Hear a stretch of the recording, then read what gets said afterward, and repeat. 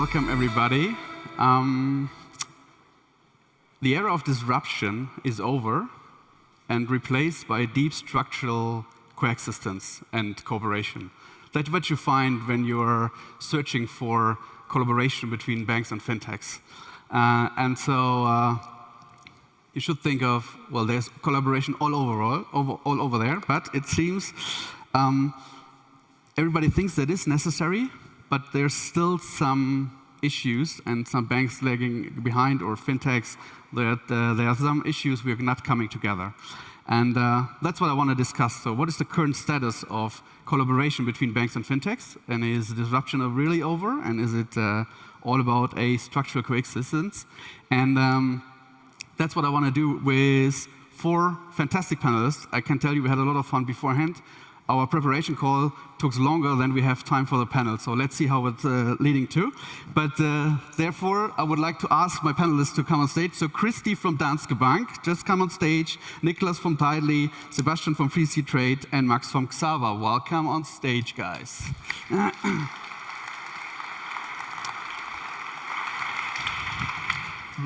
Perfect. So let's start into it with just a quick round of who you are and what you're doing or what your company is doing, and maybe with one sentence about what do you think about scaling together? Is it working? Is it not working? Let's start with maybe one sentence on that, and we can then dive deeper. Maybe we start with Christie and then go around. Yeah, sure. Thank you so much. I see myself a little bit like a translator in this space. I've been in startups, been through an acquisition, worked at MasterCard, and now at Danske Bank, so I understand both sides of that coin.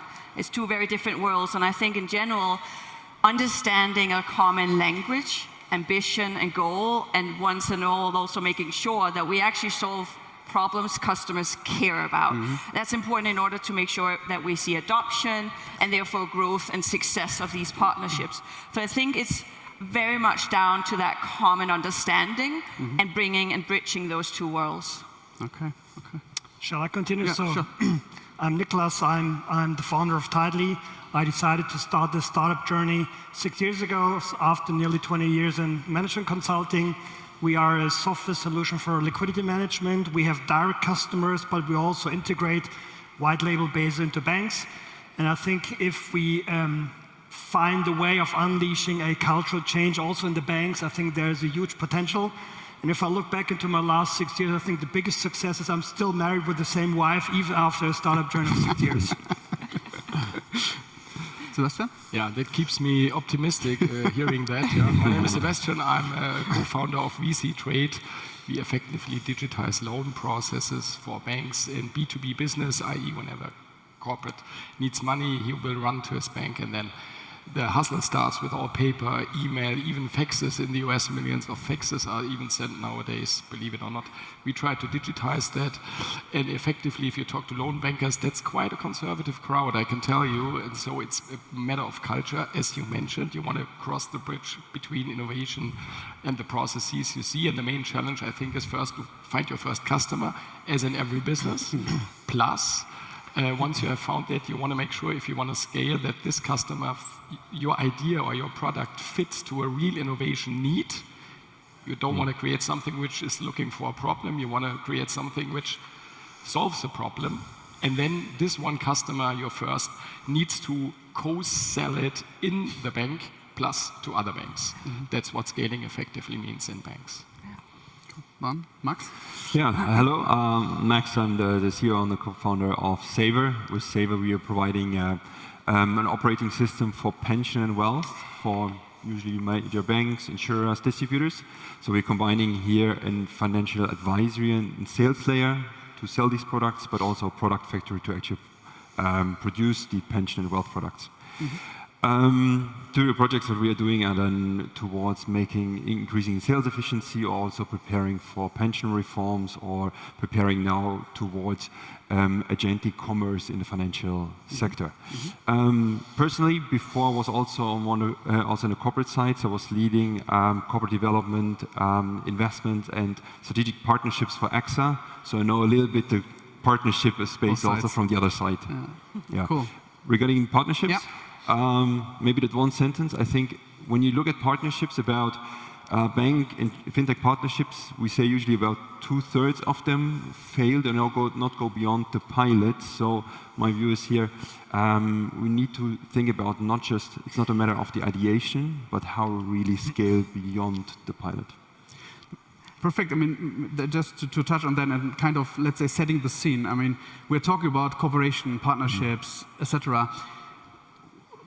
When you look at, from your different angles on kind of way to work together between banks and fintechs, what is let's say, a relevant partnership, a relevant collaboration? Because we see sometimes there are some nice landing pages with some startups on it from a bank, and then we're just offering that to our customers.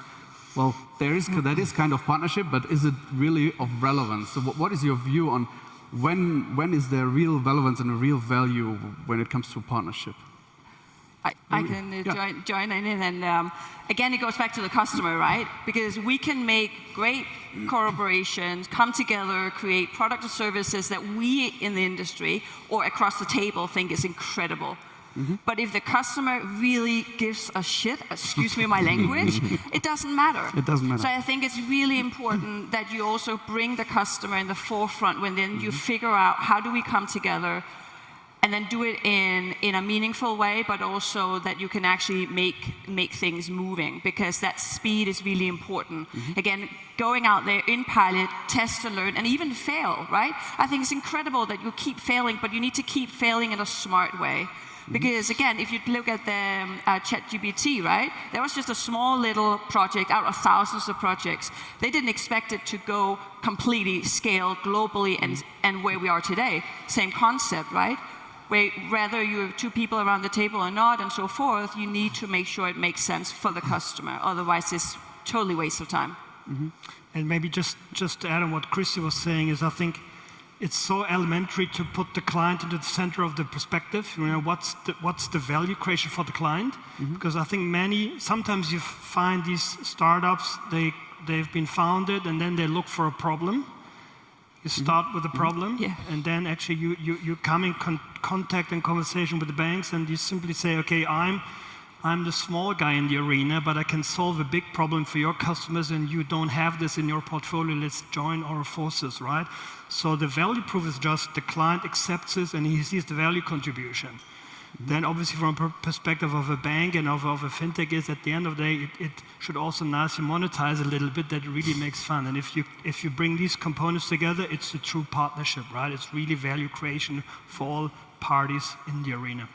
Yeah, I think it's important to keep the banks engaged for a longer period of time, right? Either it be an equity investment or some kind of formalized cooperation, because imagine you have one guy who likes your product and he will eventually retire, so you will have to talk to generations of new managing directors to resell your idea over and over again, because fintech is a marathon, it's not a sprint. That means you have to keep engaged with the bank for a long time. And that means you need to have a kind of a skin in the game and real engagement, because that's what you mentioned, yeah.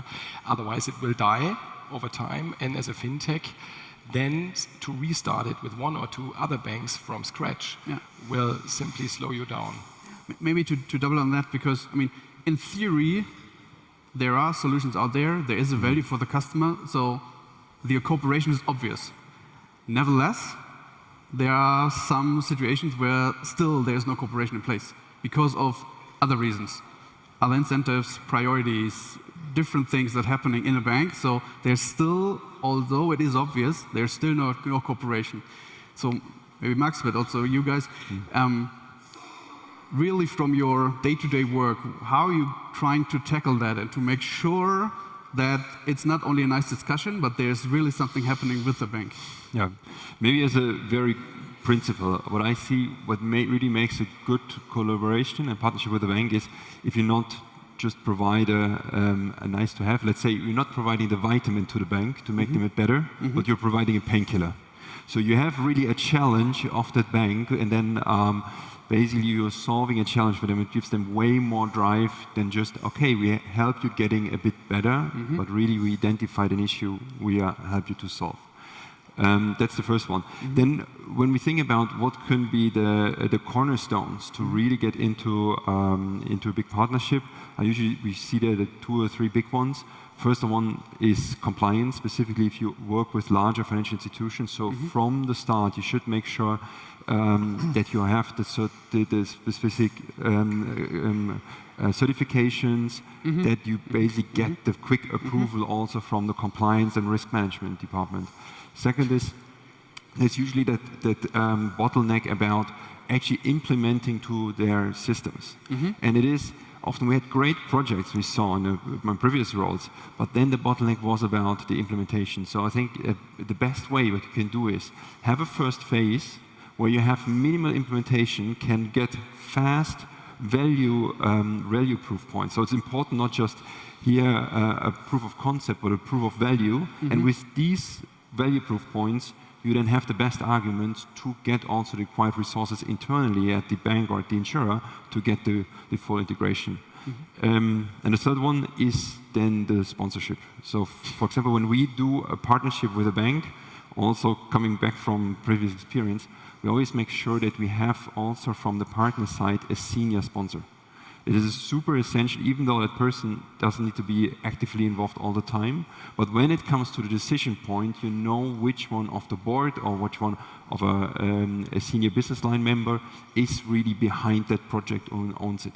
And hopefully stays as long as you need the sponsor. I mean, that's exactly what we were just there. Maybe Christie, from your side, because I mean, you're trying to bring also such kind of solution into the bank, and my understanding also trying to help to overcome such kind of burdens. What is your view on bringing that into the bank? So I think this is really interesting, and let's just address the elephant in the room, right? Sometimes fintechs, and I've been one of them, we are very quick at saying the banks are slow, it's all the bank's fault, they have governance, da-da-da-da. They have that for a reason. They need to make sure that the money is safe, right? And I think we sometimes just jump for that. The governance is actually a really good thing. However, it should be done within like flexibility, agility, in a smart way. We shouldn't just have tick boxes for the sake of tick boxes. And that goes into culture. So when we look at big organizations, they don't see themselves as a tech company, banks specifically. A bank needs to wake up. They are a tech company today. They need to be as agile, as innovative, as forward-thinking, internal as a culture, as a startup. They're not quite there yet, so the startup needs to help them. And I think it's one of those things where you need to, again, rally around the culture, speak the same language, and then also making sure, how do we move that needle forward? Because again, blaming each other is not going to help it. And another thing I wanted to add here, because now you're saying into the bank.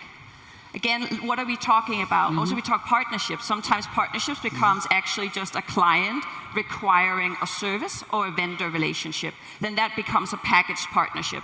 Is that really a partnership, right? So we also are messing up with the terminology a little bit. Sure. But if we talk about the concept of 2 swim lanes as I see it, right? It's a 2-way route. A fintech, you cannot expect that you can just win a lottery ticket and then the bank just sorted it and you have an exit strategy and life is good. That's not how it works, right? And vice versa. You as a bank can't expect that you could just do this partnership and then suddenly you're innovative and everything is great. It's a 2-way route, right? Yeah. And also, what are we talking about? Are we looking at acquisition, new customers to the bank? Are we looking at stickiness, better products, better services, keeping customers in our ecosystem for longer? Or are we talking about income uplift, right? And I think, again, foundations is not rocket science, but we forget the basics. Can I just maybe add to what Christie said? It's quite interesting when I look back to my professional career. For the first nearly 25 years, I was more on the side of the banks, as a consultant, and we looked at fintechs and how to collaborate. And we were always very critical on they're not able to deliver, blah, blah, blah. Now I switched the sides, and I'm the little David against Goliath. And I'm looking at the banks, and I'm puzzled about why don't they move faster. And I think exactly what Christie said is, we need to come from the sideline together into the playing field, and we need to talk to each other. And at the end, as a fintech, at least that's my perspective, we need to accept that there are things we will never be able to change. I mean, 800 billion lines of COBOL code, is a number per se, and it's growing. And the reason for this is legacy architecture. It's totally naive to believe that we as a fintech will be able to take the bank at the hand and move it into modern architecture. That will never happen. We need to find solutions. But for me, the most critical thing is a cultural issue.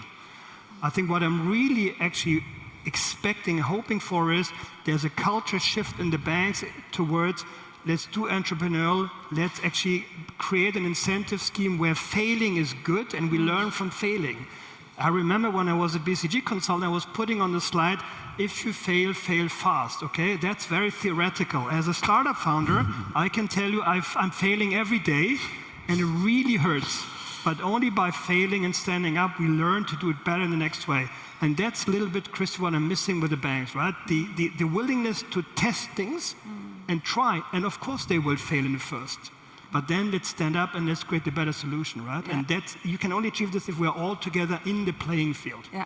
Can I just add, sorry, Sebastian, just a quick one, because I totally agree with you, right? And I think this is where that pilot mindset comes in. It never has to be finished and all sorted and packaged, and no one will get, robbed of their job and all of that stuff, right? Yes. We're very, very anyway, but I totally agree with you, and I think that's what that pilot program that we're, for example, running at Danske Bank really enables, because then suddenly people get into that mindset and understand, oh, this is actually safe. I'm not going to get fired if I do this without having all the different tick boxes done. Of course, the ones that needs to be ticked, right? But again, that balance, right? Be a bit critical towards the process, perhaps. Yeah, I think I think some bankers need to be brave to sometimes live with the regulation they have. I mean, being a lawyer myself, I would say I like regulation because if as a startup you comply with it, it creates a competitive edge for you, because then you will be the one who can be effectively used by a bank, whereas maybe others can't, so that will help you a lot. And I think we need to play it by the rules of the banks in a sense that they have this rule set in which they need to operate in a way. And then I think one very important point also is question, to whom are you selling, with which value proposition? Is it increase of revenues or is it efficiency gains? Or you need to be clear on that, because otherwise people don't understand your value proposition. And secondly, the broader the value chain of your product is, the harder it gets to sell, because then you will have multiple departments in the bank you want to sell to. And then it can take you years and years to convince everyone. So that's almost a philosophical question as to whether you start with a little piece of the value chain, try to sell it quick, and then spread the news, or whether you say, I come with a quite decent value chain, because people expect today from their private life using Amazon and stuff like that, that you can do anything in one place. But if you try this, try to sell it to a bank, tough luck, I can tell you. We try this, it works. And sometimes, and then again, the partnership element is important. The closer the partnership is and the more senior your sponsors are, that's also one element. You need the senior support for the strategic buy-in of the entire organization. If you don't have that, forget it. But you need the operational level. The guys on the front desk could do it, because if they don't like it, the senior management will ask the front desk, do you like it? They will say, not so much. The senior guy will say, okay, that's hard for me to sponsor any further. And then you get in muddy waters. So make sure operationally it works. Make sure senior support is there. It's just a perfect point, because just high-level sponsorship is nice, but it's not necessary, or it's not what is needed, because you also need the support on the operational level. Sorry. Maybe on this one, we talk here a lot about partnership. I think what also is often overseen is you should be aware of what level of partnership you're building. There is, I think, from the partnership, which really we sit together, we may do a co-creation of the solution, which is super powerful, but it's also immensely, you need immense resources from both sides to really then come up with a solution. And you have this middle point where you say, okay, we have a basic solution, we tailor that to your problems. I think this is the majority of projects that we think about partnerships. But then you also have these partnerships, what is actually procurement. But many talk about this, it is partnership. But we should be aware, if you sell a product, which is actually not a lot of implementation or not a lot of customization, then you should also not treat it as partnership, but hey, this is procurement, and I want to just sell it. And it's just also where I position myself as a vendor, exactly. Yeah. And I think it's super important, specific for the startup, to know, okay, am I in the procurement area, or do I really want to go to the very extreme or the middle? And is it something that you raise, let's say, in the very first meeting, or at least in the second meeting with the bank, about clear expectations and what is our goal here? Because my experience is that helps, having clear expectations about also that. Is it something you're raising directly, or let's say taking the first meetings and see where it's going? No, I think you should raise it very early, because when you already from the beginning make the project plan, you should set, okay, how much resources, when do I need them from you, how do we run through now the first phases to go live, and then also when we say we have a first phase, which is that proof of value, proof of concept or proof of value, it should be clear what are the success KPIs, and if we hit them, how do we move further? Because to not fall into the trap, we're doing an innovation pilot, but we do something from a sustainable long-term value. So when we hit these targets, what we define, then we continue with the sustainable impact on long project. Christie, please. Just to add to that, just a super, super concrete example here from my side. We have a workshop here coming up in 10th of March with a potential partner. And I said, we're sitting together a whole day.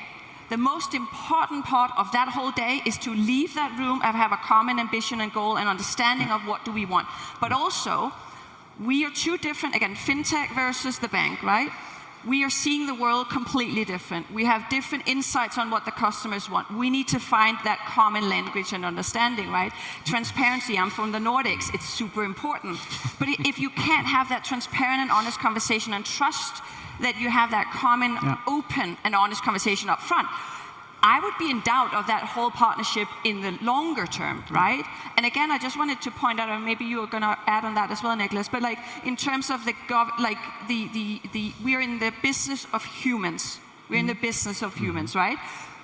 Understanding how to influence people, get them on your track, both as from a fintech perspective, getting the bank on board, but the bank, like I specifically, have a lot of work on nudging, bringing people with me, getting them educated on what this fintech could do and so on. It's not just me, it's a lot of other people, right? And I think we misunderstand that a little bit. And again, like you need to have your hooks into many, many people because people leave businesses. So make sure that when someone leaves, you have one good relationship with that. When that person leaves, your whole partnership might fall flat because it was anchored in that one person. So you need to make sure also you have a very hybrid, scaled, strategic way of collaborating with that partner. And it goes both ways, right?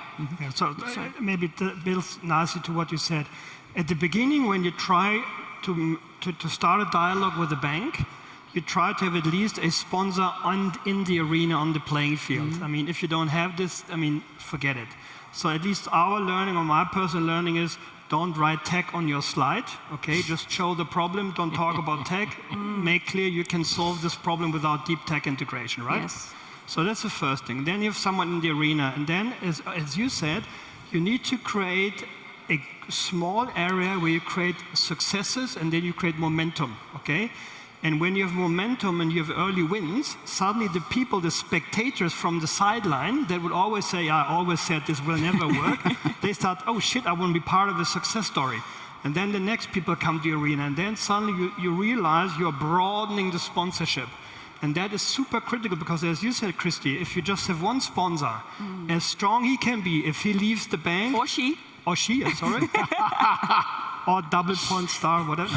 And then if she leaves, then the topic is dead. You need to fill the arena, right? And that's a challenge. And at least I must say I learned a lot as a small startup founder. Now resilience is so important because it's easy to get into the arena and you feel there are a lot of doors and you can walk through all the doors and huge opportunities, but suddenly if you take tech, boom, all doors are closed and you are very alone there. So you need to find this really smart path. I mean, that ties into the element of, that's another elephant in the room, which is reputational risk.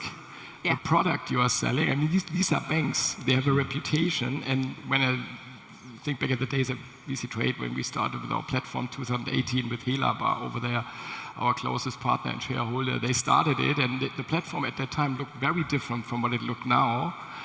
and then to have the confidence to start. It can't be an MVP only. It needs to be something which is so trustworthy that a bank can really expose their clients to. And I think to get to that point, it's probably different than in other businesses with banks. You need to have something on the table they can rely. Yeah. Can I just add really quickly, right? Very quickly. Really quickly. Don't take for granted that you think, because we're in the industry, that we all understand what we are talking about. We talk apples and pears constantly. Make sure that we actually understand what we are talking about, and because so many times I've seen that, on both sides, that you are misunderstanding each other, and therefore someone in the bank, for example, can misunderstand the real value of a partnership and neglect it because they don't understand it. Just want to add that there. Then maybe it takes the two of us to explain internally about the value of it. Yes. I just want to touch quickly on one aspect, because we're just a lot of times talk now about the sponsor and the bank disappears. The other way around is the startup disappears. I mean, we have a lot of startups that are not able to raise another fund and get an insolvency. And this is, from a bank perspective, also a risk. I'm trusting now a new partner, offering that to my customers, and with a, quite high probability actually, that this partner will disappear in a certain point of time because of, general startup issues. We talked about that before. How you're dealing with it? You also, I think, have corporate VCs on your cap table, or banks on your cap table. How you're dealing on a shareholder structure, but also when talking to banks about this issue? Yeah, how you can address that? Yeah, I think in a short note, be transparent, have decent business plans, have a proper liquidity management. Expand the range of your shareholders. We have bank shareholders, which I think is helpful because they bring business, they bring intelligence, they help you to make the product better, and they create a lot of trust in the market. If banks are shareholders of a fintech, other banks will say, this is a signal that helps me to avoid that risk of them falling out of the market. So that's probably what you should do. Can I just make one? I'm looking at Corinna, sorry. Oh, yes. We knew this Banks was are coming. always scared about reputation risks, right? But actually my experience is try to embrace the end customer and bring the end customer very early on in the pilot phase into a joint project with the bank and the fintech. Because all the clients, they love to be part of an innovative process of the bank. But it feels maybe very uncomfortable for the bank doing it. But actually going out, taking the clients, feedbacking the clients, that is a huge, huge asset. And sometimes banks don't do this because they're scared, and they should not. They should be courageous, bringing the client into the innovation process, and that is super powerful.